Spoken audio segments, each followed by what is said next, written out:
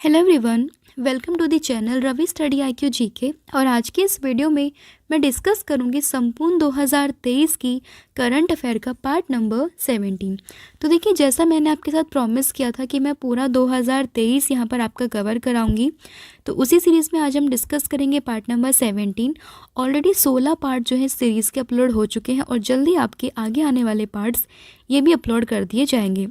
Total 24 parts में आपका ये जो सीरीज़ है कंप्लीट हो जाएगी और एग्ज़ाम से पहले इन सभी वीडियोस को आपको देखना है, जिसके माध्यम से आपका पूरा 2023 का करंट अफेयर ये अच्छे से प्रिपेयर हो जाएगा। तो बिना देरी करे शुरू कर लेते हैं आज की वीडियो को। और आज की हमारी वीडियो का पहला प्रश्न है, दुनिया का सबसे बड़ा कॉरपोरेट कार्यालय ये कहाँ बनकर तैयार हुआ है? तो देखिए, दुनिया का सबसे बड़ा कॉरपोरेट कार्यालय ये बनकर तैयार हुआ है सूरत में। तो ऑप्शन नंबर जो सी है ये आपका यहाँ पर सही हो जाएगा कि दुनिया का सबसे बड़ा कॉरपोरेट कार्यालय ये बनकर तैयार हुआ है सूरत में। Option number C. तो देखिए, प्रधानमंत्री जो है नरेंद्र मोदी जी, वो गुजरात के सूरत में डायमंड बोर्ड्स का भी उद्घाटन करेंगे, ये भी ध्यान रखेंगे। और एक अंतर्राष्ट्रीय हीरे और आभूषण व्यवसाय के लिए दुनिया का सबसे बड़ा और आधुनिक केंद्र यहाँ पर बनने जा रहा है। यह कच्चे और पॉलिश किए गए हीरो के साथ साथ आभूषणों के व्यापार का एक वैश्विक केंद्र होगा, जहां एक्सचेंज में आयात निर्यात के लिए अत्याधुनिक सीमा शुल्क निकासी गृह, खुदरा आभूषण व्यवसाय के लिए आधुनिक मॉल और अंतर्राष्ट्रीय बैंकिंग और सुरक्षित वॉल्ट की सुविधा ये सभी यहाँ पर उपलब्ध होने वाली है। अगला क्वेश्चन है, भारतीय नौसेना ने किस IIT के साथ नवाचार और अनुसंधान के लिए समझौता ज्ञापन पर हस्ताक्षर किए हैं? तो देखिए, भारतीय नौसेना ने अभी आपसे पूछा कि किस IIT के साथ में नवाचार और अनुसंधान के लिए एक समझौते ज्ञापन पर हस्ताक्षर किए हैं। तो सही आंसर है IIT कानपुर। ऑप्शन नंबर जो ए है ये आपका यहाँ पर सही हो जाएगा। तो देखिए, भारतीय नौसेना और भारतीय प्रौद्योगिकी संस्थान यानी कि IIT कानपुर ने नवाचार को बढ़ावा देने के लिए नई दिल्ली स्थित नौसेना मुख्यालय में एक समझौते ज्ञापन पर हस्ताक्षर किए हैं। और ये जो MOU है वो प्रौद्योगिकी विकास, नवीन समाधान और संयुक्त अनुसंधान एवं विकास को बढ़ावा देने की उनकी प्रतिबद्धता को दर्शाता है। फिर हिमाचल सरकार ने कहाँ 15 दिवसीय हिम महोत्सव की शुरुआत की है? तो देखिए, अगर हम बात करें हिमाचल प्रदेश ने कहाँ पर 15 दिवसीय हिम महोत्सव की शुरुआत की है, तो इसका सही आंसर आपका होगा नई दिल्ली। ऑप्शन नंबर जो बी है ये आपका यहाँ पर सही हो जाएगा। तो देखिए, हिमाचल प्रदेश नई दिल्ली में 15 दिवसीय हिम महोत्सव का आयोजन ये करने जा रहा है। कब से कब तक होगा? तो 16 से 30 दिसंबर तक ये हो चुका है नई दिल्ली में, और इसका उद्घाटन किया है मुख्यमंत्री सुखविंदर सिंह ने, जो कि हिमाचल प्रदेश के मुख्यमंत्री हैं। फिर कौन सा राज्य FDI प्राप्तकर्ता के रूप में देश में शीर्ष स्थान पर रहा है? FDI यानी कि फॉरेन डायरेक्ट इन्वेस्टमेंट। तो आपसे पूछा है कि कौन सा राज्य FDI प्राप्तकर्ता के रूप में देश में शीर्ष स्थान पर रहा है? तो सही आंसर है महाराष्ट्र। ऑप्शन नंबर जो सी है ये आपका यहाँ पर सही हो जाएगा। तो देखिए, महाराष्ट्र जो कि वित्त वर्ष 2022-23 में 1,18,422 करोड़ रुपए की FDI को आकर्षित करने में पहले स्थान पर था, वहीं वित्त वर्ष 2023-24 की पहली तिमाही में भी पहले स्थान पर ये रहा है। महाराष्ट्र की अगर हम बात करें तो वर्तमान में मुख्यमंत्री हैं एकनाथ शिंदे, राज्यपाल यानी कि गवर्नर तो ये रमेश बैस, और राजधानी है यहाँ की मुंबई। फिर है, किस देश में चक्रवात विली विली जैस्पर से हज़ारों लोग प्रभावित हुए हैं? तो देखिए, विली विली इसलिए मैंने लिखा है क्योंकि जैस्पर ये प्रभावित किया है इसने ऑस्ट्रेलिया को, और ऑस्ट्रेलिया में जो चक्रवात है, जो साइक्लोन है, उसको हम विली विली के नाम से जानते हैं। ठीक है, ये भी आप ध्यान रखेंगे। तो ध्यान रखिएगा कि जो चक्रवात है विली विली, ये आपको मतलब विली विली नाम से चक्रवात जैस्पर इसने प्रभावित किया है ऑस्ट्रेलिया को। ऑप्शन नंबर जो ए है ये आपका यहाँ पर सही होगा। फिर किसने सतत प्रबंधन के लिए वन प्रमाणम योजना इसकी शुरुआत की है? तो ये शुरुआत की गई है भारत ने। ऑप्शन नंबर जो ए है ये आप यहाँ पर याद रखेंगे। तो देखिए, forest certification scheme for sustainable management यानी कि सतत प्रबंधन के लिए वन प्रमाणम योजना, इसकी शुरुआत की है भारत ने। ऑप्शन नंबर जो ए है ये आपका यहाँ पर सही हो जाएगा। अब देखिए, ये जो पर्यावरण, वन और जलवायु परिवर्तन मंत्रालय ने भारतीय वन और लकड़ी प्रमाणम योजना ये शुरू की है, और इस पहल का उद्देश्य भारत में स्थायी वन प्रबंधन और कृषि वानिकी प्रथाओं को प्रोत्साहित करना है। इस योजना में वन प्रबंधन प्रमाणन के बाहर पेड़ और हिरासत प्रमाणन की श्रृंखला, ये सभी शामिल है। फिर है बाकू टू द फ्यूचर संयुक्त राष्ट्र जलवायु वार्ता 2024, ये कहाँ पर आयोजित होने वाली है? तो देखिए, Baku to the future United Nation climate talks 2024 की अगर हम बात करें तो ये कहाँ पर होने वाली है? तो ये होने वाली है अज़रबैजान में।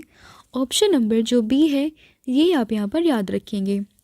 देखिए, अज़रबैजान और आर्मेनिया के बीच लंबे समय से चले आ रहे गतिरोध का एक अप्रत्याशित समाधान मिल गया, जिसमें 2024 में संयुक्त राष्ट्र COP29 की मेजबानी के लिए बाकू अज़रबैजान के लिए मंच तैयार हो गया है। यानी कि देखिए, इस बार जो COP28 था ये आपका कहाँ पर हुआ था? तो ये हुआ था UAE में। तो अगले साल जो COP29 है, जिसको हम कॉन्फ्रेंस ऑफ पार्टीज़ के नाम से जानते हैं, तो ये कहाँ पर होगा? ये होगा अज़रबैजान में। फिर है चर्चित PM जनमन योजना का उद्देश्य क्या है? तो चर्चित PM जनमन योजना का उद्देश्य है जनजातीय समुदायों को मुख्य धारा में लाना। तो ऑप्शन नंबर जो ए है ये आप यहाँ पर याद रखेंगे। देखिए, PM जनमन एक सरकारी योजना है जिसका उद्देश्य जनजातीय समुदायों को मुख्य धारा में लाना है।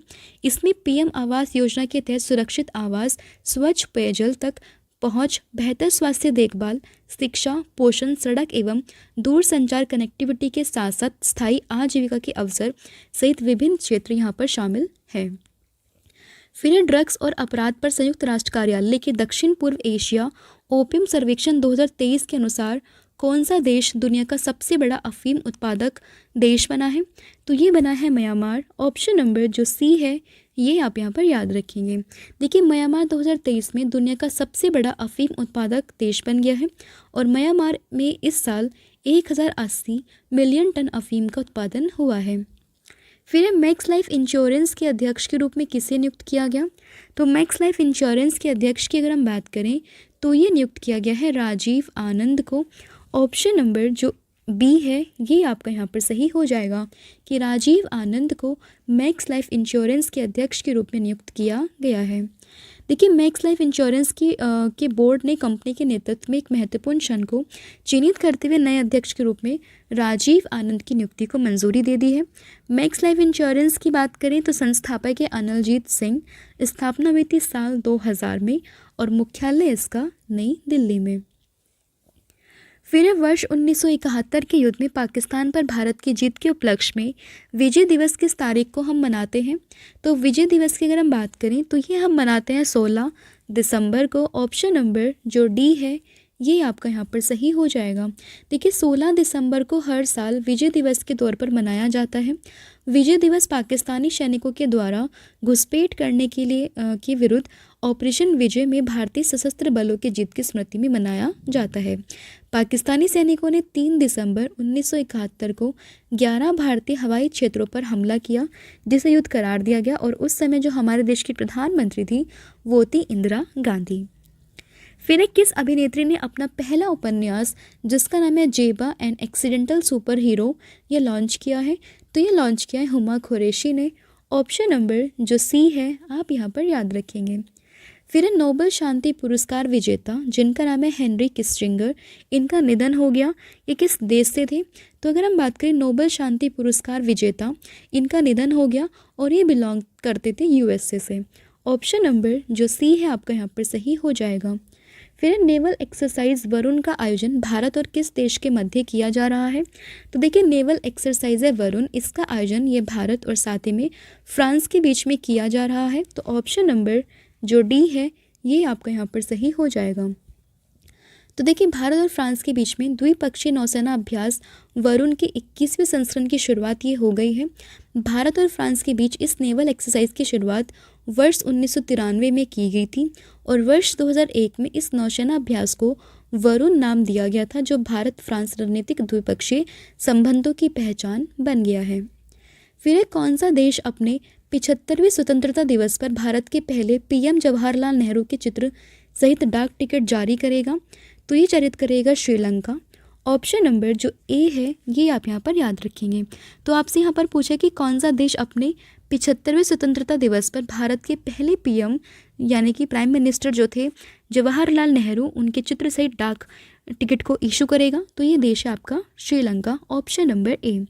तो देखिए श्रीलंका अपने 75वें राष्ट्रीय स्वतंत्रता दिवस समारोह के हिस्से के रूप में श्रीलंका ने एक स्मारक डाक टिकट जारी करने का फैसला किया है, जिसमें भारत के प्रधानमंत्री जो हैं पहले जवाहरलाल नेहरू इनका चित्र शामिल है।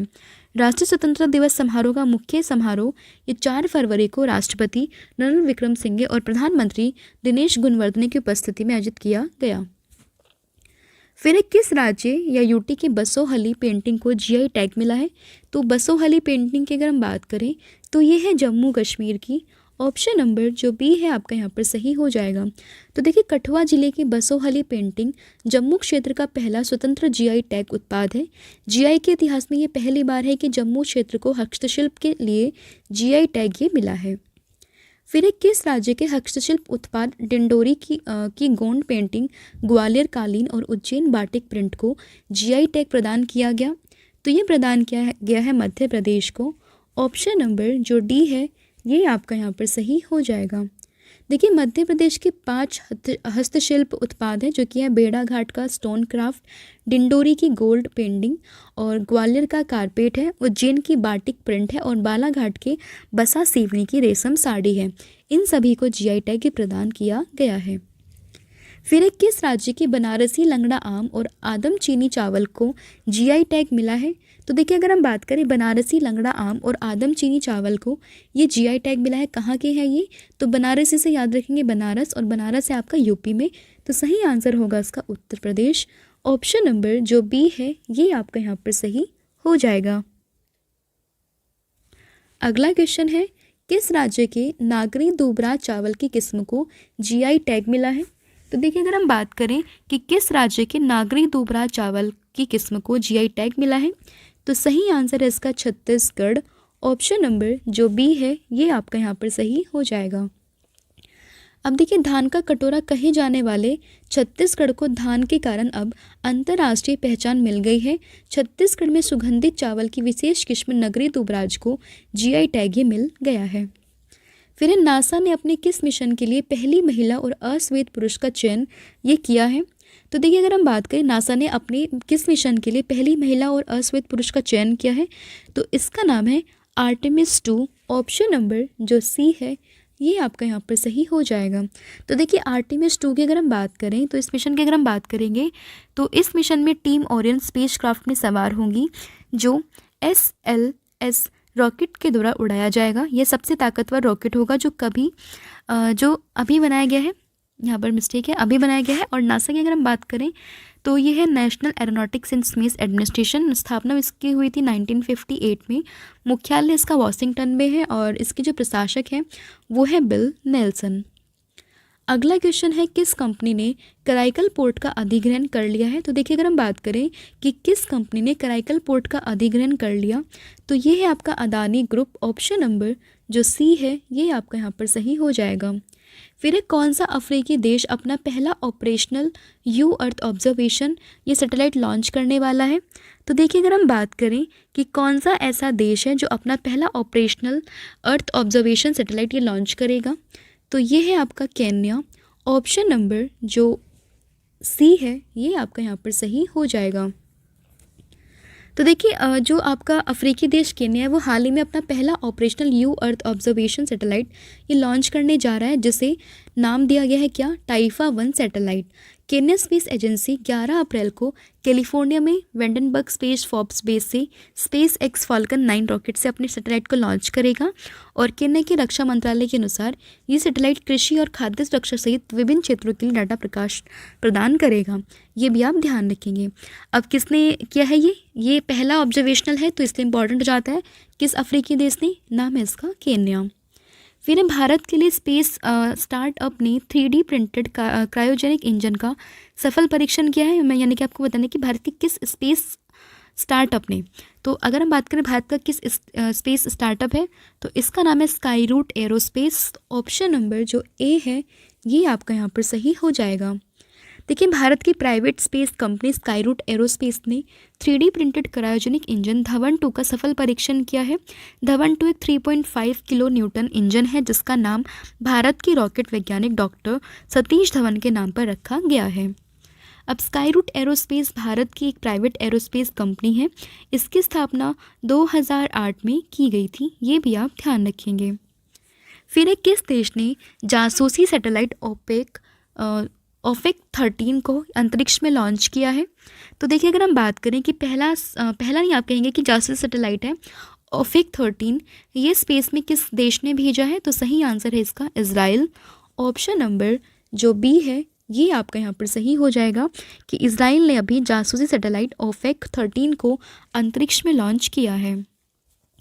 अब देखिए, सैटेलाइट ओफेक 13 को इज़राइल की एयरबेस पाल्मा किम से लॉन्च किया गया। 2023 के 5 अप्रैल को इज़राइल ने अपना नया जासूसी उपग्रह ओफेक 13 को ऑर्बिट में उठा लिया, तो ये आप ध्यान रखेंगे। अगला क्वेश्चन है आपका, COP28 के अध्यक्ष के रूप में किसे नियुक्त किया गया है? तो COP28 ये हो चुकी है, कहाँ पर हुई है? UAE में। तो इसके अध्यक्ष के रूप में जिसको चुना गया था, इनका नाम था सुल्तान Ahmad Al Jaber. Option number जो सी है ये आपका यहाँ पर सही हो जाएगा। तो देखिए, सुल्तान अहमद अल जाबेर को COP28 में अध्यक्ष के रूप में नियुक्त किया गया है और ये कहाँ पर हुई है? तो ये हुआ UAE में। नेक्स्ट ईयर जो COP29 है ये होने वाली है अज़रबैजान में, तो ये भी आप याद रखोगे। फिर सारंग 2023 भारत का सबसे बड़ा छात्र संचालित महोत्सव किस प्रौद्योगिकी संस्थान में शुरू किया गया? तो ये हुआ है आपका IIT मद्रास में। ऑप्शन नंबर जो ए है ये आपका यहाँ पर सही हो जाएगा कि सारंग 2023 ये भारत का सबसे बड़ा छात्र संचालित महोत्सव है, ये हुआ है IIT मद्रास में। देखिए, इंडिया मोबाइल गेमिंग रिपोर्ट 2022 के अनुसार भारत में सबसे ज़्यादा ऑनलाइन गेम्स खेलने वाले राज्यों की सूची में कौन सा राज्य शीर्ष स्थान पर है? तो देखिए, अगर हम बात करें, एक रिपोर्ट है आपकी इंडिया मोबाइल गेमिंग रिपोर्ट 2022, इसके अनुसार सबसे ज़्यादा ऑनलाइन गेम्स खेलने वाले राज्यों में सबसे टॉप पर जो है ये है आपका यूपी यानी कि उत्तर प्रदेश। ऑप्शन नंबर जो डी है ये आपका यहाँ पर सही हो जाएगा। तो देखिए, इस रिपोर्ट के अनुसार 2021 के मुकाबले 2022 में उड़ीसा, पंजाब, तमिलनाडु, पुडुचेरी और हिमाचल प्रदेश में मोबाइल गेम्स खेलने वाले यूज़र्स की संख्या में सबसे ज़्यादा बढ़ोतरी देखी गई है और इसमें सबसे ऊपर नाम आता है किसका? उत्तर प्रदेश का। जारीकर्ता कौन है? तो इसके जारीकर्ता है mobile premier league gaming platform. अगला क्वेश्चन है, मर्सर सर्वे की quality of living city index 2023 में कौन सा देश टॉप पर है? तो अगर हम बात करें मर्सर सर्वे की quality of living city index में, तो सबसे टॉप पर है ऑस्ट्रिया की कैपिटल वियना। ऑप्शन नंबर जो सी है ये आपका यहाँ पर सही हो जाएगा। देखिए, मर्सर के सर्वेक्षण के अनुसार भारत में हैदराबाद 153वां स्थान में रहा है और मतलब सबसे, अगर हम बात करें भारत में सबसे अच्छा स्थान, तो ये है भारत के हैदराबाद का 153rd पोजीशन पर है। दूसरे नंबर पर फिर आता है पुणे जो कि 154th नंबर पर आता है। टॉप 3 कंट्रीज़ की बात करें तो इसमें शहर हम कहें बेसिकली तो ये आपका वियना जो ऑस्ट्रिया में है, ज्यूरिख जो स्विट्ज़रलैंड में है और वैंकूवर जो कि कनाडा में है। फिर है जयपुर वैक्स म्यूज़ियम में किसकी प्रतिमा का अनावरण ये किया गया है? तो देखिए, जयपुर वैक्स म्यूज़ियम की अगर हम बात करें तो इसमें जो प्रतिमा का अनावरण किया गया है ये किया गया है डॉक्टर BR अम्बेडकर जी का। ऑप्शन नंबर जो ए है ये आपका यहाँ पर सही हो जाएगा। डॉक्टर BR अम्बेडकर जी ये कौन थे? तो इन्हें हम जानते हैं फादर ऑफ इंडियन कॉन्स्टिट्यूशन के नाम से, यानी कि हमारे देश के संविधान के पिता के रूप में इन्हें जाना जाता है। इसके अलावा जो प्रारूप समिति थी उसके अध्यक्ष के रूप में भी इन्हें ही हम जानते हैं। तो ऑप्शन नंबर जो ए है ये आपको यहाँ पर ध्यान रखना है। तो देखिए, भारतीय संविधान के प्रमुख वास्तुकार हैं डॉक्टर BR अम्बेडकर जी। इनकी प्रतिमा का अनावरण ये जयपुर वैक्स म्यूज़ियम में किया गया है। वैक्स की इस मूर्ति की ऊंचाई लगभग 5 फीट 11 इंच है और इसका जो वजन है वो है 38 किलोग्राम। इस म्यूज़ियम की स्थापना हुई थी 2016 में और राजस्थान सरकार के पुरातत्व और संग्रहालय विभाग के सहयोग से इसकी स्थापना की गई थी। फिर developed India at 2047 voice of youth portal ये किसके द्वारा लॉन्च किया गया? तो देखिए, अगर हम बात करें developed India at 2047 voice of youth portal ये लॉन्च किया गया है नरेंद्र मोदी जी के द्वारा। ऑप्शन नंबर जो बी है ये आपका यहाँ पर सही हो जाएगा। तो नरेंद्र मोदी जी के द्वारा विकसित Bharat 2047 voice of youth portal ये लॉन्च किया गया, जिसका उद्देश्य है देश की राष्ट्रीय योजनाओं, प्राथमिकता और लक्ष्यों के निर्माण में देश के युवाओं को सक्रिय रूप से शामिल करना। फिर है, किस देश में तिरुवल्लुवर को समर्पित एक प्रतिमा का अनावरण ये किया गया है? तो ये कहाँ पर किया गया है? तो ये किया गया है फ्रांस में। ऑप्शन नंबर जो बी है ये आप यहाँ पर याद रखेंगे। देखिए, तमिल भाषा के बीच में प्रतिष्ठित यानी कि प्रेस्टिजियस सांस्कृतिक प्रतीक तिरुवल्लुवर को समर्पित एक प्रतिमा का अनावरण ये फ्रांसीसी शहर में किया गया है, जो कि है आपका सैरगी नाम से। और तिरुवल्लुवर एक प्रसिद्ध भारतीय कवि और दार्शनिक थे जो तिरु कुकुशांग के लेखक भी थे, और इन्हें आमतौर पर जो लोग हैं वो वल्लुवर के नाम से भी जानते हैं। फ्रांस की अगर हम बात करें तो राजधानी है पेरिस, मुद्रा है यूरो, और राष्ट्रपति है यहाँ के इमैनुअल मैक्रोन, जो कि इस साल के 2024 के गणतंत्र दिवस परेड में शामिल होने वाले हैं, मतलब मुख्य अतिथि होंगे। फिर है, बीसीसीआई की ओर से किस क्रिकेटर के लिए अर्जुन अवार्ड की सिफारिश की गई है, और इन्हें हालांकि अर्जुन अवार्ड मिल भी गया है। तो ये है आपके कौन? मोहम्मद शमी। ऑप्शन नंबर जो बी है ये आप यहाँ पर याद रखेंगे। देखिए, आप चैनल पर विजिट कीजिएगा, आपको खेल पुरस्कार से रिलेटेड वीडियो 2023 के लिए देखने के लिए मिलेगी, और आपको सभी अवार्ड्स डिटेल में सर ने समझाए हुए हैं, उसको भी आप जाकर चेक ज़रूर कीजिएगा। देखिए, बीसीसीआई ने भारत के तेज गेंदबाज मोहम्मद शमी का नाम अर्जुन अवार्ड के लिए खेल मंत्रालय की मतलब उनको सिफारिश भेजी, और हालांकि इन्हें एकमात्र खिलाड़ी हैं 2023 की लिस्ट में जिन क्रिकेटर्स में इन्हें ये अवार्ड मिला है, ये भी आप ध्यान रखेंगे। फिर पहले Indian art architecture and design biennial 2023 का उद्घाटन ये कहाँ किया गया है? तो ये हुआ है नई दिल्ली में। ऑप्शन नंबर जो सी है ये आपका यहाँ पर सही हो जाएगा। तो देखिए, प्रधानमंत्री नरेंद्र मोदी ने लाल किले में आयोजित होने वाले पहले भारतीय कला, वास्तुकला और डिज़ाइन द्विवार्षिक 2023 का उद्घाटन किया है। उद्देश्य सांस्कृतिक संवाद को मजबूत करने के लिए कलाकारों, वास्तुकारों, डिज़ाइनरों, फोटोग्राफरों, संग्राहकों, कला पेशेवरों और जनता के बीच में समग्र बातचीत शुरू करने के लिए डिज़ाइन ये किया गया है। अगला क्वेश्चन है आपका, भारतीय मूल के किस व्यक्ति को ब्रिटिश ब्रॉडकास्टिंग कॉरपोरेशन का अध्यक्ष नियुक्त किया गया? तो अगर हम बात करें कि बीबीसी का अध्यक्ष भारतीय मूल के हैं, किस व्यक्ति को नियुक्त किया गया है? तो सही आंसर है समीर शाह। ऑप्शन नंबर जो ए है ये आपका यहाँ पर सही हो जाएगा। तो देखिए, ब्रिटेन सरकार ने बीबीसी के नए अध्यक्ष के रूप में सेवा करने के लिए समीर शाह को चुना है, और बीबीसी सबसे बड़े टेलीविज़न नेटवर्क में से एक है जो दुनिया भर के विभिन्न देशों में समाचार कार्यक्रम प्रसारित करता है। बीबीसी की बात करें तो अगर हम अध्यक्ष हैं रिचर्ड शार्प, स्थापना इसकी हुई थी 1922 में, मुख्यालय इसका लंदन में है, और इसके अभी नए अध्यक्ष के रूप में किसे चुना गया है? तो ये चुने गए हैं समीर शाह, ये आप याद रखेंगे। अगला क्वेश्चन है आपका, किस देश के एनजीओ को अंतर्राष्ट्रीय लैंगिक समानता पुरस्कार 2023 से सम्मानित किया गया? तो ये है आपके कौन? अफगानिस्तान में। ऑप्शन नंबर जो बी है ये आपका यहाँ पर सही हो जाएगा। देखिए, लास्ट क्वेश्चन में आप कंफ्यूज नहीं कीजिएगा, अभी ये नए चुने गए हैं कौन? समीर शाह, और ये पहले हैं रिचर्ड शार्प, ये आप ध्यान रखेंगे। मतलब इससे पहले थी रिचर्ड शार्प और अभी कौन है? ये है समीर शाह। फिर किस देश की एनजीओ को अंतर्राष्ट्रीय लैंगिक समानता पुरस्कार 2023 से सम्मानित किया गया? तो ये अफगानिस्तान में। ऑप्शन नंबर जो बी है ये आपका यहाँ पर सही हो जाएगा। देखिए, फिनलैंड में अफगानिस्तान के एक एनजीओ को अंतर्राष्ट्रीय लैंगिक समानता पुरस्कार 2023 से सम्मानित किया गया है। यह एनजीओ अफगानिस्तान में महिलाओं के अधिकारों को बढ़ावा देने के साथ साथ उनके अधिकारों की भी रक्षा करता है। अफगानिस्तान की बात करें, राजधानी है काबुल, मुद्रा है अफगानी, ये आप यहाँ पर याद रखेंगे। फिर किस मिस इंडिया यूएसए 2023 का खिताब किसने जीता है? तो मिस इंडिया यूएसए 2023 का खिताब ये जीता है रिजुल मैनी ने। ऑप्शन नंबर जो बी है ये आपका यहाँ पर सही हो जाएगा। तो देखिए, मिशिगन की मेडिकल छात्रा है रिजुल मैनी, इन्हें न्यू जर्सी में आयोजित वार्षिक प्रतियोगिता में मिस इंडिया यूएसए 2023 का खिताब ये अपने नाम किया है।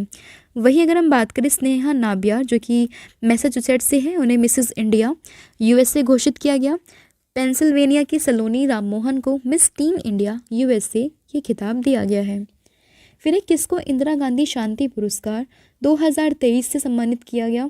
तो इंदिरा गांधी शांति पुरस्कार 2023 से सम्मानित किया गया है डैनियल बरेनबॉइम और अली अबू अव्वाद को। ऑप्शन नंबर जो सी है ये आप यहाँ पर याद रखेंगे।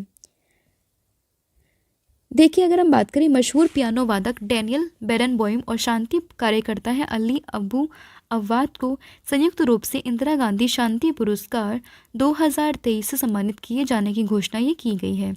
इंदिरा गांधी शांति पुरस्कार की बात अगर हम करें, स्थापना हुई थी 1986 में। यह पुरस्कार इंदिरा गांधी मेमोरियल ट्रस्ट के द्वारा पूर्व प्रधानमंत्री इंदिरा गांधी जी की स्मृति में दिया जाता है। इस पुरस्कार में एक प्रशस्ति पत्र के साथ साथ 25 लाख रुपए का मौद्रिक पुरस्कार भी दिया जाता है। ये भी आपको ध्यान रखना है। अगला क्वेश्चन है आपका, किसको अंतर्राष्ट्रीय टेनिस हॉल ऑफ फेम में शामिल किया गया? तो देखिए, अंतर्राष्ट्रीय टेनिस हॉल ऑफ फेम में शामिल होने वाले जो टेनिस खिलाड़ी हैं वो हैं विजय अमृतराज और साथ ही में लिएंडर पेस, यानी कि उपयुक्त ए एंड बी यहाँ पर दोनों सही हो जाएगा। तो ऑप्शन नंबर जो सी है ये आपका यहाँ पर सही हो जाएगा। तो देखिए, भारतीय टेनिस के लिए एक ऐतिहासिक क्षण है जिसमें दिग्गज खिलाड़ी विजय अमृतराज और लिएंडर पेस को अंतर्राष्ट्रीय टेनिस हॉल ऑफ फेम में शामिल होने वाले पहले एशियाई पुरुष के रूप में शामिल खेल के इतिहास में शामिल हुए हैं, मतलब टेबल टेनिस, मतलब जो टेनिस है उसके इतिहास में। फिर एक किस बैंक ने सोलर प्रोजेक्ट के लिए जर्मन विकास बैंक के साथ लाइन ऑफ क्रेडिट पर हस्ताक्षर किए हैं? तो किस बैंक ने हस्ताक्षर किए? तो ये किए हैं SBI ने, यानी कि भारतीय स्टेट बैंक ने। ऑप्शन नंबर जो ए है ये आपका यहाँ पर सही हो जाएगा। तो देखिए, भारतीय स्टेट बैंक ने देश में सौर परियोजना को बढ़ावा देने के लिए जर्मन विकास बैंक के FW के साथ 70 मिलियन यूरो, यानी कि लगभग 630 करोड़ रुपए की लाइन ऑफ क्रेडिट पर हस्ताक्षर किए हैं और उद्देश्य भारत में सौर फोटोवोल्टिक परियोजना को बढ़ावा देना। फिर United world wrestling rising star of the year 2023 के रूप में किसे नामित किया गया? तो United world wrestling rising star of the year के रूप में नामित किया है अंतिम पंघाल को। ऑप्शन नंबर जो डी है ये आप यहाँ पर याद रखेंगे। देखिए, 2 बार की अंडर-20 विश्व चैंपियन और सीनियर विश्व कांस्य पदक विजेता अंतिम पंघाल 53 किलोग्राम को मतलब 53 किलोग्राम की कैटेगरी में खेलती है। उन्हें महिला वर्ग में United world wrestling rising star of the year ये नामित किया गया है। अंतिम पंघाल ने अपनी सीनियर एशिया चैंपियनशिप डेब्यू में रजत पदक जीता था, ये भी आपको ध्यान रखना है। फिर है हमारे 2 PDF जिसके बारे में मैं कई बार आपको बता चुकी हूँ, उनको आप परचेज़ कर सकते हैं, जिसमें आपको मिलेगी लास्ट 11 मंथ का पूरा कंपाइलेशन करंट अफेयर का, साथ में पॉलिटी की PDF जो कि आपकी मोर देन 5000 क्वेश्चन यहाँ पर हमने इंक्लूड किए हैं। इन दोनों को ही आप परचेज़ कर सकते हैं, लिंक आपको डिस्क्रिप्शन में मिलेगा। यहाँ पर जाकर आप इन दोनों बुक्स को यानी कि ई-बुक को आप परचेज़ कर सकते हो। अगला है, BCCI ने किस पूर्व क्रिकेटर की जर्सी को रिटायर करने का फैसला किया है? तो देखिए, BCCI ने महेंद्र सिंह धोनी की जर्सी को रिटायर करने का फैसला लिया है। तो ऑप्शन नंबर जो बी है ये आपका यहाँ पर सही हो जाएगा। देखिए, भारतीय क्रिकेट कंट्रोल बोर्ड ने पूर्व कप्तान MS धोनी द्वारा पहनी जाने वाली 7 नंबर की जो जर्सी है उसको रिटायर करने का फैसला किया है और BCCI ने ये फैसला धोनी की उपलब्धियों को सम्मान देने के लिए किया गया है। इससे पहले BCCI ने सचिन तेंदुलकर जी की जो जर्सी है, जर्सी नंबर 10, उसको भी रिटायर किया था और अब इस विशेष क्लब में शामिल हो गए हैं महेंद्र सिंह धोनी। फिर फास्ट अटैक क्राफ्ट INS तार मुगली को किस नौसेना डॉकयार्ड पर कमीशन किया गया? तो ये कमीशन किया गया है किस पे? विशाखापत्तनम डॉकयार्ड्स पे। तो ऑप्शन नंबर जो बी है ये आपका यहाँ पर सही हो जाएगा। तो देखिए, भारतीय नौसेना के विशाखापट्टनम स्थित नौसेना डॉकयार्ड में आयोजित एक कार्यक्रम के तहत फास्ट अटैक क्राफ्ट INS तार्क मुगली को कमीशन किया गया और INS तार्क मुगली एक तेज गति से हमला करने वाला जलपोत है और vice admiral Sandeep Naithani chief of material in commissioning समारोह के मुख्य अतिथि थे, ये आप ध्यान रखेंगे। फिर है, रक्षा मंत्रालय ने इलेक्ट्रॉनिक्स फ्यूज़ की खरीद के लिए किसके साथ समझौता किया है? तो ये समझौता किया गया किसके द्वारा? सही आंसर है इसका Bharat electronics limited. Option number जो बी है ये आपका यहाँ पर सही हो जाएगा। तो देखिए, रक्षा मंत्रालय ने भारतीय सेना के लिए इलेक्ट्रॉनिक फ्यूज़ की खरीदार के लिए भारत इलेक्ट्रॉनिक्स लिमिटेड पुणे के साथ में एक अनुबंध पर हस्ताक्षर किए हैं और इस अनुबंध की कुल लागत 5,336.25 करोड़ रुपए है और यह अनुबंध 10 वर्ष की अवधि के लिए किया गया है। उद्देश्य क्या है इसका? उद्देश्य परियोजना का उद्देश्य आयात पर निर्भरता कम करना, आयुध विनिर्माण में आत्मनिर्भरता प्राप्त करना और महत्वपूर्ण प्रौद्योगिकी हासिल करना और आपूर्ति श्रृंखला में बाधा से प्रभावित होने वाले स्टॉक की उपलब्धता सुनिश्चित करना। फिर है किस ब्रिटिश भारतीय संगीतकार को 2024 बुकर पुरस्कार निर्णायक पैनल में शामिल किया गया है? तो ये है कौन? नितिन शहानी। ऑप्शन नंबर जो डी है ये आपका यहाँ पर सही हो जाएगा। तो देखिए ब्रिटिश भारतीय संगीतकार नितिन शहानी को 2024 बुकर पुरस्कार निर्णायक पैनल के सदस्य के रूप में घोषित किया गया है और उन्हें सलमान रुश्दी की 1981 बुकर पुरस्कार विजेता मिडनाइट चिल्ड्रंस की स्क्रीन रूपांतरण के लिए ये अवार्ड दिया गया है। अंतर्राष्ट्रीय बुकर पुरस्कार यूनाइटेड किंगडम में आयोजित एक अंतर्राष्ट्रीय साहित्यिक पुरस्कार है, ये भी आप ध्यान रखेंगे। फिर है भारत का पहला 3x platform wind turbine generator ये किस राज्य में स्थापित किया गया है? तो पहला 3x प्लेटफॉर्म विंड टर्बाइनर जनरेटर ये किस राज्य में स्थापित किया गया है? तो ये स्थापित किया गया है कर्नाटक में। ऑप्शन नंबर जो बी है ये आपका यहाँ पर सही हो जाएगा।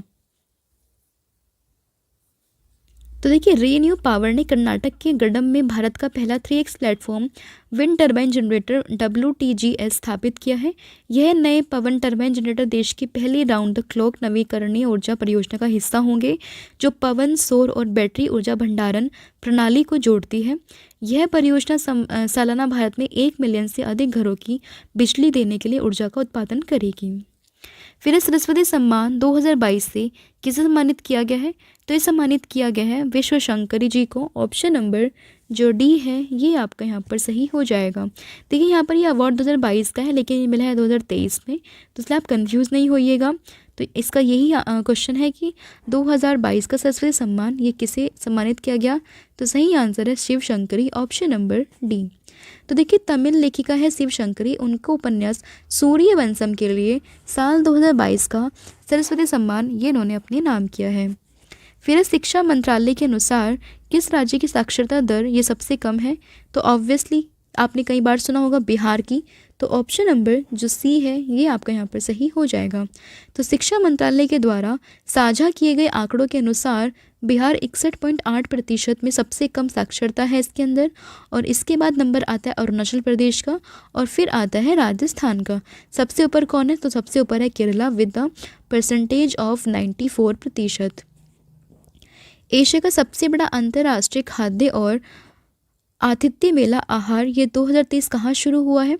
तो एशिया का सबसे बड़ा अंतर्राष्ट्रीय खाद्य और आतिथ्य मेला ये हुआ है दिल्ली में। ऑप्शन नंबर बी आपका यहाँ पर सही होगा। फिर है भारत और किस देश के बीच में मैत्री पाइपलाइन का उद्घाटन किया गया है? तो ये हुआ है आपका बांग्लादेश में। ऑप्शन नंबर जो डी है ये आपका यहाँ पर सही हो जाएगा। तो देखिए भारत के प्रधानमंत्री हैं नरेंद्र मोदी जी और बांग्लादेश की पीएम है शेख हसीना। ये 18 मार्च 2023 को भारत बांग्लादेश डीजल पाइपलाइन का उद्घाटन किया है इन्होंने, और इससे दोनों देशों की ऊर्जा सुरक्षा में सहयोग बढ़ेगा और यह परियोजना भारत सरकार की अनुदान सहायता के तहत बनाई गई है। भारत बांग्लादेश डीजल पाइपलाइन के बारे में अगर हम बात करें तो इसकी लंबाई है 130 किलोमीटर और पाइपलाइन की लागत है 377 करोड़ रुपये। फिर किस अंतर्राष्ट्रीय अदालत ने रूसी राष्ट्रपति पुतिन के खिलाफ गिरफ्तारी वारंट जारी किया है? तो देखिए किस अंतर्राष्ट्रीय अदालत ने यहाँ पर रूसी राष्ट्रपति पुतिन के खिलाफ अंतर्राष्ट्रीय वारंट जारी किया है? तो ये है आपका किसने? अंतर्राष्ट्रीय आपराधिक न्यायालय यानी कि ICC ने। तो ऑप्शन नंबर जो बी है ये आपका यहाँ पर सही हो जाएगा कि अंतर्राष्ट्रीय आपराधिक न्यायालय ने जो है रूसी राष्ट्रपति पुतिन के खिलाफ गिरफ्तारी वारंट ये इशू किया है। ICC ने गिरफ्तारी वारंट जारी क्यों किया है? तो यूक्रेन में युद्ध अपराधों के लिए, और फिर अदालत ने कहा कि पुतिन यूक्रेनी बच्चों के अपराध और निर्वासन के लिए जिम्मेवार है, इसलिए ये जो सज़ा है वो दी जा रही है। ICC की बात करें तो स्थापना हुई थी 2002 में और मुख्यालय इसका नीदरलैंड में है। फिर है पृथ्वी के किस पड़ोसी ग्रह पर वैज्ञानिकों को पहली बार सक्रिय ज्वालामुखी मिला है? तो इसका सही आंसर है शुक्र। ऑप्शन नंबर जो बी है ये आपका यहाँ पर सही हो जाएगा। तो देखिए इससे पहले साल 2020 में वैज्ञानिकों को इसका संकेत मिला था, लेकिन अब वर्ष 2023 में इसके सबूत भी मिल गए हैं।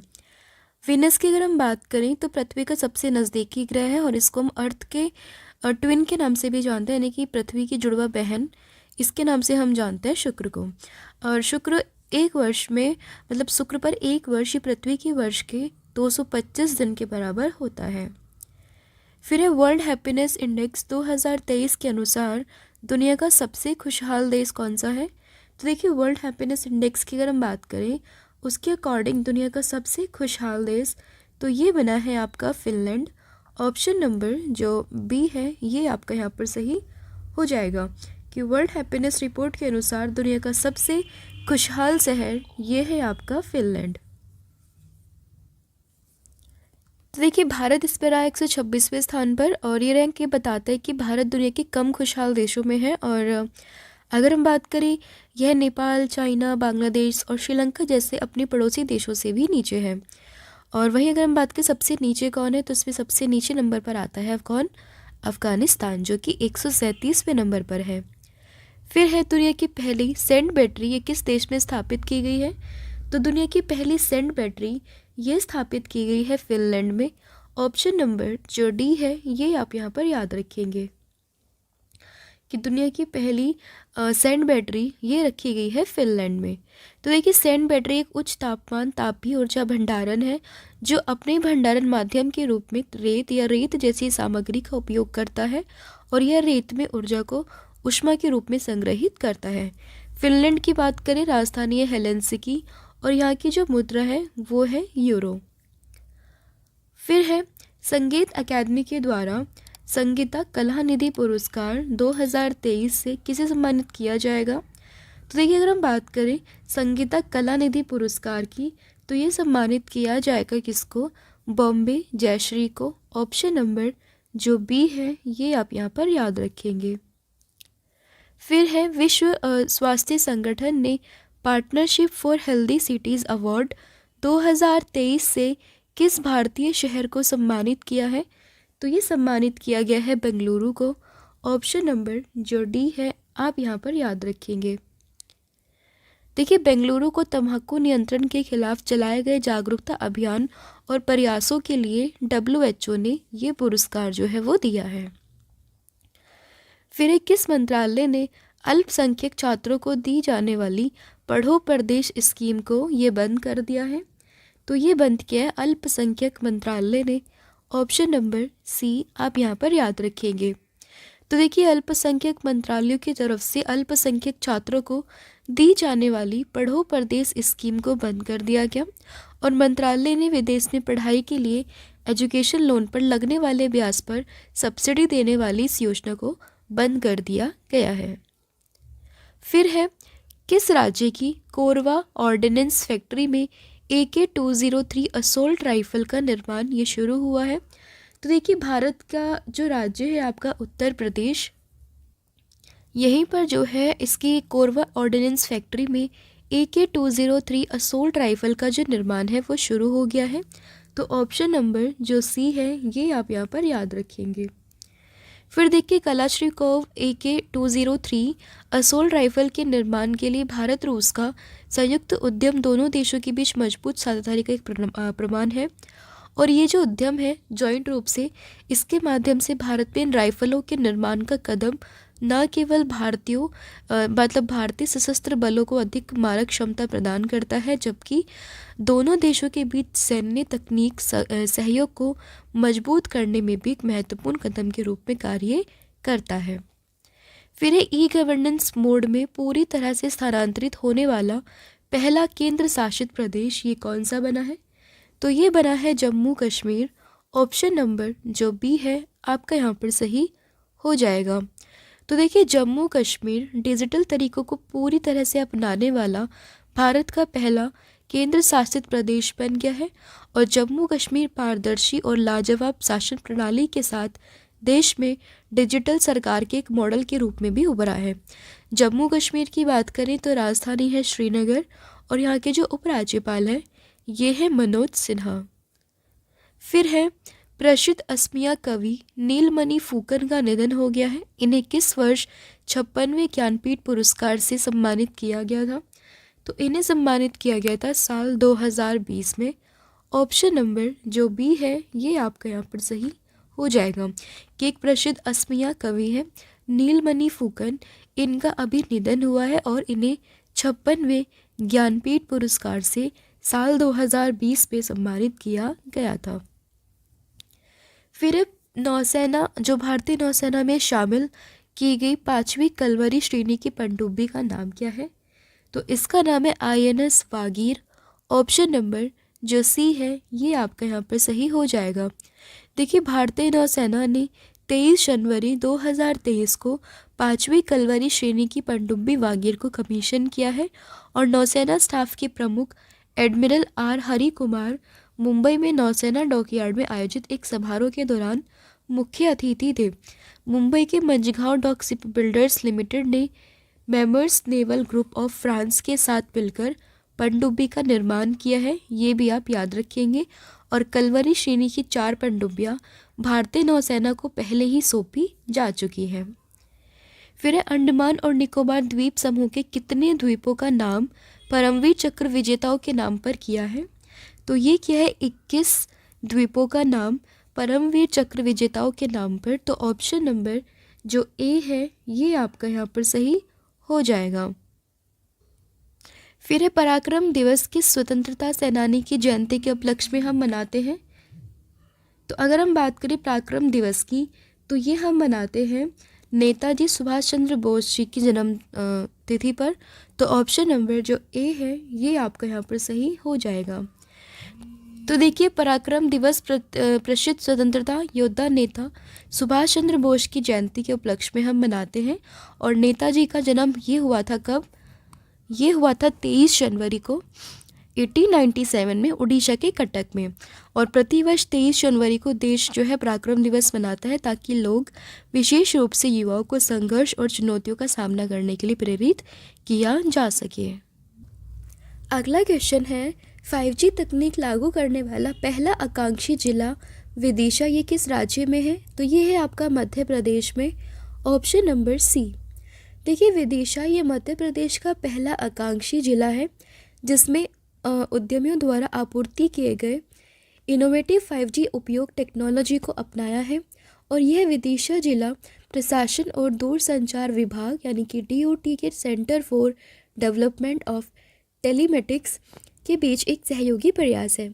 DOT स्टार्टअप्स और SMSEs के लिए 5G, 4G और IoT इनोवेटिव सॉल्यूशन की बहाली के लिए विदिशा में 5G use case promotional pilot का नेतृत्व कर रहा है। तो ध्यान रहेगा, विदिशा ये है आपका मध्य प्रदेश में। फिर है, जल्लीकट्टू 2023 समारोह ये कहाँ शुरू हुआ है? तो जल्लीकट्टू की बात करें तो इसका आयोजन या इसका ये समारोह शुरू हुआ है तमिलनाडु में। Option number B. फिर अगला क्वेश्चन है, पद्म विभूषण पुरस्कार 2023 ये कितने लोगों को दिया गया? तो ये दिया गया है 6 लोगों को। ऑप्शन नंबर जो ए है ये आपका सही होगा। उन 6 लोगों के नाम अगर हम जानें तो देखिए, बालकृष्ण विठलदास दोषी इन्हें मरणोपरांत मिला है अन्य आर्किटेक्चर की कैटेगरी में। SM कृष्णा तो पब्लिक अफेयर्स की कैटेगरी में। जाकिर हुसैन को आर्ट्स में। दिलीप जी को मरणोपरांत मिला है मेडिसिन्स के फील्ड में। श्रीनिवास वर्धन को साइंस एंड इंजीनियरिंग के क्षेत्र में। मुलायम सिंह यादव जो कि यूपी के चीफ मिनिस्टर भी रह चुके हैं, इन्हें मरणोपरांत पब्लिक अफेयर्स में ये मिला है। फिर देखिए, हाल ही में केंद्र सरकार ने किस शहर में अंबेडकर को समर्पित स्टैचू ऑफ नॉलेज की स्थापना को मंजूरी दी है? तो देखिए, ये दी गई है कहाँ पर? तो ये जो है आपका स्टैचू ऑफ नॉलेज इसकी मंजूरी दी है लातूर में। ऑप्शन नंबर जो सी है आपका यहाँ पर सही होगा। तो देखिए, 13 अप्रैल को महाराष्ट्र के लातूर शहर में डॉक्टर बाबा साहब अम्बेडकर को मतलब इनकी 70वीं ऊंची प्रतिमा इसका अनावरण किया गया है और प्रतिमा जो है डॉक्टर BR अम्बेडकर पार्क में लगाई गई है। और समारोह उनकी 131वीं जयंती से एक दिन पहले आयोजित किया गया और इस अवसर पर 14 अप्रैल को हेलीकॉप्टर से प्रतिमा पर पुष्प वर्षा भी की गई है। फिर है, किस भारतीय को ऑर्डर ऑफ ऑस्ट्रेलिया में शामिल किया गया? तो ऑर्डर ऑफ ऑस्ट्रेलिया में शामिल किया गया है रतन टाटा जी को। ऑप्शन नंबर जो बी है ये आप यहाँ पर याद रखेंगे। तो ऑर्डर ऑफ ऑस्ट्रेलिया में शामिल किया गया है रतन टाटा जी को। रतन टाटा को ऑस्ट्रेलिया भारत संबंधों विशेष रूप से व्यापार, निवेश और परोपकार के लिए विशिष्ट सेवा के लिए ऑर्डर ऑफ ऑस्ट्रेलिया में नियुक्त किया गया। ऑस्ट्रेलिया की बात करें तो प्रधानमंत्री एंथनी एल्बनीज, राजधानी है कैनबरा, मुद्रा है यहाँ की ऑस्ट्रेलियाई डॉलर। फिर है आपका क्वेश्चन, केंद्र सरकार की पीएम मित्र योजना इनमें से किससे संबंधित है? तो देखिए, अगर हम बात करें पीएम मित्र योजना की तो इसका सीधा सीधा संबंध है कपड़ा उद्योग से। ऑप्शन नंबर जो बी है आपका यहाँ पर सही होगा। तो केंद्र सरकार ने 17 मार्च 2023 को पीएम मित्र योजना को मंजूरी दी है और पीएम मित्र की फुल फॉर्म है PM mega integrated textile reason and apparel. ठीक है, तो ये इसकी फुल फॉर्म हो जाएगी और इस योजना के तहत टेक्सटाइल उद्योग के लिहाज चुने गए शहरों में ट्रेनिंग, रिसर्च और इनोवेशन को बढ़ावा दिया जाएगा और एक्सपोर्ट को बढ़ावा देने के साथ ही वर्ल्ड क्लास इंफ्रास्ट्रक्चर का विकास भी किया जाएगा। फिर है पीएम मित्र योजना के तहत टेक्सटाइल पार्क के लिए केंद्र सरकार ने कितने राज्यों या फिर शहरों को चयनित किया है? तो ये किया है टोटल 7 राज्य या शहरों को। ऑप्शन नंबर ए ये आपका यहाँ पर सही हो जाएगा। अब देखिए ये 7 राज्य या फिर शहर कौन कौन से हैं? तो देखिए पहला है लखनऊ का उत्तर प्रदेश का लखनऊ। एक है धार जो कि मध्य प्रदेश में है। नवसारी ये गुजरात में है। अमरावती महाराष्ट्र। कलबुर्गी कर्नाटक। वारंगल तेलंगाना में है और विरुद्धनगर ये है आपका तमिलनाडु में। फिर है खबरों में रही बक्सवाहा खदान, ये किस राज्य में है? तो बक्सवाहा खदान ये है आपकी मध्य प्रदेश में। Option number D. तो देखिए आदित्य बिरला समूह की सहायक कंपनी है Excel mining and industries limited. उसी ने मध्य प्रदेश में एक बड़ी हीरी परियोजना शुरू करने की कोशिश कर रही है और मानव विस्थापन, पर्यावरणीय क्षति, आजीविका के नुकसान पर विरोध प्रदर्शन हो रहे हैं और ये खदान आपको देखने के लिए मिलेगी मध्य प्रदेश के सांची से 200 किलोमीटर दूर। कहाँ? बक्सवाहा में एक जंगल के अंदर। फिर है कौन सा देश ये ब्रिक्स न्यू डेवलपमेंट बैंक का सदस्य बना है? तो ब्रिक्स न्यू डेवलपमेंट बैंक का सदस्य ये बना है मिस्र। ऑप्शन नंबर ए आपका यहाँ पर सही होगा। तो देखिए मिस्र जो है वो ब्रिक्स समर्थित न्यू डेवलपमेंट बैंक का सदस्य बन गया है। न्यू डेवलपमेंट बैंक की बात करें तो इस बैंक में जो सदस्य हैं वो है आपके बांग्लादेश, ब्राज़ील, चाइना, मिस्र, भारत, रशिया, दक्षिण अफ्रीका, संयुक्त अरब अमीरात और उरुग्वे। स्थापना इसकी की गई थी 2015 में और इसका जो मुख्यालय है वो है संघाई, चीन में। फिर एक गणित के क्षेत्र में सबसे प्रतिष्ठित पुरस्कार जिसका नाम है एबल पुरस्कार 2023 से किसे सम्मानित किया गया है? तो देखिए एबल पुरस्कार की बात करें तो ये सम्मानित किया गया है लुइस कैफरेली को। ऑप्शन नंबर जो डी है ये आपका यहाँ पर सही हो जाएगा। तो देखिए एबल पुरस्कार नॉर्वेजियन संसद के द्वारा 2002 में स्थापित किया गया था और इसका नाम नॉर्वे के महानतम गणितज्ञ नील्स हेनरिक एबल के नाम पर रखा गया है। फिर भारतीय मूल की मनप्रीत मोनिका सिंह ने किस देश में पहली महिला सिख न्यायाधीश के रूप में शपथ ली है? तो ये ली है यूएसए में। Option number A. तो देखिए भारतीय मूल की मनप्रीत मोनिका सिंह ने अमेरिका में पहली महिला सिख न्यायाधीश के रूप में शपथ ली है और मनप्रीत मोनिका सिंह ने टेक्सास में हैरिस काउंटी न्यायाधीश के रूप में शपथ ली है, ध्यान रहेगा। फिर है ब्रेग्जिट के बाद किस यूरोपीय देश ने भारत के साथ सबसे बड़ी व्यापारिक समझौता किया है? तो देखिए ब्रेग्जिट के बाद अब यूरोपीय देश है ये ब्रिटेन, इसने भारत के साथ सबसे बड़ा व्यापारिक समझौता किया है। ऑप्शन नंबर जो डी है ये आपका यहाँ पर सही हो जाएगा। तो देखिए ब्रेग्जिट के बाद जो ब्रिटेन के लिए एक महत्वपूर्ण विकास में ब्रिटेन ने अब तक अपना सबसे बड़ा व्यापार समझौता किया है। यह देश comprehensive and progressive agreement for trans pacific partnership से जुड़ने जा रहा, जो लगभग 500 मिलियन लोगों के बाजार को कवर करता है और जिनका कुल जीडीपी ये है आपका यूरो 9 ट्रिलियन। और अगर हम बात करें CPTPP समझौता, ये 11 देशों के द्वारा हस्ताक्षरित किया गया जिसमें कनाडा, जापान, मैक्सिको और ऑस्ट्रेलिया ये सभी शामिल थे और यह दिसंबर 2018 में प्रभावी हुआ था। फिर किस राज्य के कांगेर घाटी राष्ट्रीय उद्यान में दुर्लभ नारंगी रंग का चमगादड़ ये मिला है? तो ये मिला है छत्तीसगढ़ में। Option number C. तो देखिए छत्तीसगढ़ के बस्तर में कांगेर घाटी राष्ट्रीय उद्यान के प्राली बोडोल गांव में केले के बागान में पेंडेट बेट के नाम से जाने जाने वाला एक दुर्लभ नारंगी रंग का चमगादड़ ये देखा गया है और इसका जो वैज्ञानिक नाम है ये है कैरीवोला पिक्टा। फिर है किस अभिनेता को इटली के प्रतिष्ठित नागरिक सम्मान से सम्मानित किया गया। तो अगर हम बात करें इटली का प्रेस्टिजियस सिविलियन ऑनर, तो ये किस एक्टर को मिला है, तो ये मिला है किरण बेदी को। ऑप्शन नंबर जो ए है ये आपका यहाँ पर सही हो जाएगा। तो देखिए मशहूर बॉलीवुड अभिनेता हैं कबीर बेदी।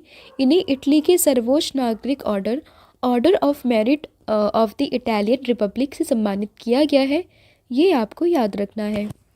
फिर है राष्ट्रपति द्रौपदी मुर्मू ने कितने बच्चों को प्रधानमंत्री राष्ट्रीय बाल पुरस्कार 2023 से सम्मानित किया है, तो ये किया है 11 बच्चों को।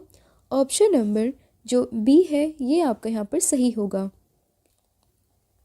तो देखिए अगर हम बात करें साल 2023 की, तो इसमें 11 बच्चों को प्रधानमंत्री राष्ट्रीय बाल पुरस्कार के लिए चुना गया, जिसमें 4 कला और सांस्कृतिक क्षेत्र में है, 1 बहादुरी के लिए, 2 नवाचार के लिए और 1 सामाजिक सेवा के लिए और 3 खेलों के लिए इसमें बालक चुने गए हैं। फिर इस सीमा पार चल रहे आतंकी गतिविधियों पर नज़र रखने के लिए किस सुरक्षा बल ने एक विशेष युद्ध अभ्यास जो कि है ऑप्स अलर्ट ये शुरू किया है, तो ये किया है BSF ने। Option number A. तो देखिए BSF यानी कि बॉर्डर सिक्योरिटी फोर्स, इसने गणतंत्र दिवस से पहले, ये बात हो रही है साल 2023 की, तो उसी सुरक्षा को कड़ी करने के लिए भारत पाक अंतर्राष्ट्रीय सीमा पर 1 सप्ताह का अभ्यास ऑप्स अलर्ट ये शुरू किया है। BSF की बात करें तो यह बॉर्डर सिक्योरिटी फोर्स जिसकी स्थापना की गई थी सन 1965 में, मुख्यालय है नई दिल्ली में और इसका मोटो है जीवन पर्यंत कर्तव्य। फिर never give an inch fighting for the America I love नामक पुस्तक ये किसने लिखी है, तो ये लिखी है किसने, इनका नाम है माइक पोम्पियो। ऑप्शन नंबर जो सी है ये आपका सही होगा। फिर है मुख्यमंत्री फेलोशिप कार्यक्रम किसके द्वारा शुरू किया गया, तो मुख्यमंत्री फेलोशिप कार्यक्रम इसकी शुरुआत की गई है उत्तर प्रदेश सरकार के द्वारा। ऑप्शन नंबर जो सी है आपका यहाँ पर सही होगा। तो देखिए उत्तर प्रदेश के मुख्यमंत्री योगी आदित्यनाथ जी के द्वारा राज्य के युवाओं को रोजगार देने के लिए यूपी मुख्यमंत्री फेलोशिप कार्यक्रम की शुरुआत ये की है और इस कार्यक्रम के तहत शहरी विकास योजना प्रबंधन मॉनिटर में युवाओं को सक्रिय रूप से शामिल किया जाएगा, जिससे युवा नागरिकों को आत्मनिर्भर विचार, नवाचार और विकास में योगदान करने की शक्ति मिलेगी। अगला क्वेश्चन है आपका, फीफा के अध्यक्ष का कार्यकाल ये 1 साल के लिए बढ़ा दिया गया, इनका नाम क्या है, तो इनका नाम है गियानी इन्फेंटिनो। ऑप्शन नंबर जो डी है ये आपका यहाँ पर सही हो जाएगा। तो देखिए जियानी इन्फेंटिनो को साल 2027 तक फीफा अध्यक्ष के रूप में फिर से चुना गया और अपने पद पर रहने के कारण जीवन के लिए अपने मजबूत वित्तीय प्रदर्शन को उजागर करने के बाद ये जो है अब 2027 तक फीफा के अध्यक्ष के रूप में यहाँ पर देखने के लिए मिलेंगे। फीफा की बात करें तो फुल फॉर्म है federation international the football association, जिसकी स्थापना की गई थी साल 1904 में और मुख्यालय है इसका ज्यूरिख स्विट्जरलैंड में। फिर सेंट्रल बैंकिंग अवार्ड्स 2023 में गवर्नर ऑफ द ईयर, तो ये चुने गए हैं Shaktikanta Das. Option number D. तो देखिए उन्हें अंतर्राष्ट्रीय प्रकाशन सेंट्रल बैंकिंग की तरफ से गवर्नर ऑफ द ईयर 2023 का अवार्ड ये मिला है और शक्तिकांत दास को ये पुरस्कार दिया गया है क्योंकि उन्होंने कई संकटों के माध्यम से वित्तीय बाजार को आगे रखा है। अभी वर्तमान में वो RBI के गवर्नर है, यानी कि रिजर्व बैंक ऑफ इंडिया के ये वर्तमान में गवर्नर है। अगला क्वेश्चन है, सी चेंजेस क्लाइमेट के लिए किसे भारतीय राजदूत के रूप में नियुक्त किया गया, तो सी चेंजेस क्लाइमेट के लिए अभी नियुक्त किया गया है श्रेया घोड़ावत को। ऑप्शन नंबर ए आपका यहाँ पर सही होगा। तो देखिए सी चेंजेस क्लाइमेट एक वैश्विक अभियान है जो वृक्षारोपण कार्यवाही में तेजी से बढ़ रहा है और महिलाओं की महत्वपूर्ण भूमिका के बारे में ये जागरूकता एक अभियान है। वैश्विक आतंकवाद सूचना में शीर्ष पर कौन है, तो वैश्विक आतंकवाद की बात करें यानी कि ग्लोबल टेररिज्म की, तो इसमें सबसे ऊपर है अफगानिस्तान। Option number A. तो देखिए 10वीं वैश्विक आतंकवाद सूचकांक यानी कि ग्लोबल टेररिज्म इंडेक्स रिपोर्ट के अनुसार अफगानिस्तान लगातार चौथे वर्ष आतंकवाद में सबसे अधिक प्रभावित देश बना हुआ है और यह सूचकांक सिडनी स्थित think tank institute for economics and peace के द्वारा जारी किया गया और सूचकांक में 13वें स्थान पर है कौन, भारत। फिर है केंद्र सरकार ने कितने राज्यों में 1400 किलोमीटर की अरावली ग्रीन वॉल प्रोजेक्ट की शुरू की है। तो ये की है कितने मतलब राज्यों में? तो ये आपके 4 ऑप्शन नंबर जो सी है ये आपका यहाँ पर सही होगा। वो 4 राज्य हैं गुजरात, राजस्थान, हरियाणा और दिल्ली। और केंद्रीय पर्यावरण, वन एवं जलवायु परिवर्तन मंत्री इस प्रोजेक्ट का उद्घाटन हरियाणा के टिकली गांव में उन्होंने किया है। और अरावली ग्रीन वॉल प्रोजेक्ट का मुख्य मकसद थार रेगिस्तान को बढ़ने से रोकना है। यह अफ्रीका के the great green wall project के आधार पर है और 2023 तक इस परियोजना को पूरे करने का लक्ष्य रखा गया है। फिर वर्ष 2023 के लिए असम का सर्वोच्च नागरिक पुरस्कार असम वैभव से किसे सम्मानित किया है? तो ये किया है तपन सैकिया को। ऑप्शन नंबर बी आपका यहाँ पर सही होगा। तो देखिए वर्ष 2023 के लिए असम का सर्वोच्च नागरिक पुरस्कार ये असम वैभव प्रसिद्ध चिकित्सा व्यापारी डॉक्टर तपन सैकिया को प्रदान किया गया और उन्हें ये अवार्ड स्वास्थ्य सेवा, कैंसर देखभाल और सार्वजनिक सेवा के क्षेत्र में उनके उल्लेखनीय योगदान के लिए दिया गया है। साथ ही 5 प्रतिष्ठित हस्तियों को असम सौरभ अवार्ड से और 15 अन्यों को असम गौरव पुरस्कार से भी सम्मानित किया गया है। फिर फ्लैगशिप प्रोग्राम पीएम श्री की किस मंत्रालय की पहल है? तो पीएम श्री की अगर हम बात करें तो ये बेसिकली शिक्षा मंत्रालय की पहल है। ऑप्शन नंबर सी यहाँ पर सही होगा। तो शिक्षा मंत्रालय ने अपने प्रमुख प्रोग्राम प्रधानमंत्री स्कूल फॉर राइजिंग इंडिया के लिए देश भर में लगभग 9,000 स्कूलों को चुना है और मंत्रालय के अनुसार संस्थानों को केंद्रीय विद्यालय और नवोदय विद्यालयों सहित 2,50,000 से अधिक सरकारी स्कूलों से चुना गया था। इसके तहत चयन प्रक्रिया के लिए पाठ्यक्रम, बुनियादी ढांचा, मानव संसाधन और लैंगिक समानता सहित कुल 6 व्यापक मापदंडों का आकलन ये किया गया था। फिर देश का दूसरा सबसे बड़ा क्रिकेट स्टेडियम कहाँ बनने जा रहा है? तो ये बनने जा रहा है जयपुर में। Option number C. और ये दुनिया का तीसरा और भारत का दूसरा सबसे बड़ा क्रिकेट स्टेडियम होगा। यह जयपुर के चोप गांव में स्थापित किया जाएगा, ये भी आप याद रखेंगे। फिर है नाटो का 31वां सदस्य कौन बना है? इम्पॉर्टेंट क्वेश्चन है। तो नाटो का 31वां सदस्य ये बना है फिनलैंड। ऑप्शन नंबर डी आप यहाँ पर याद रखेंगे। तो देखिए नाटो यानी कि उत्तर अटलांटिक संधि संगठन के सचिव महामहिम जेंस स्टोल्टेनबर्ग ने घोषणा की और फिनलैंड को नाटो का 31वां सदस्य ये घोषित कर दिया है। फिनलैंड की अगर हम बात करें, प्रधानमंत्री है सना मारिन, राजधानी है हेलेंसिकी और मुद्रा है यहाँ की यूरो। फिर अगला क्वेश्चन है भारत का पहला बुलेट ट्रेन स्टेशन ये कहाँ बनकर तैयार हुआ है? तो ये हुआ है अहमदाबाद में। Option number A. और इस स्टेशन को जापान की मदद से तैयार किया गया और ये स्टेशन गुजरात के अहमदाबाद शहर में स्थित है। यह बुलेट ट्रेन की अधिकतम स्पीड 350 किलोमीटर प्रति घंटा है और यह बुलेट ट्रेन अहमदाबाद और मुंबई के बीच में चलेगी। फिर है मिजोरम की पहली महिला कैबिनेट मंत्री कौन बनी है?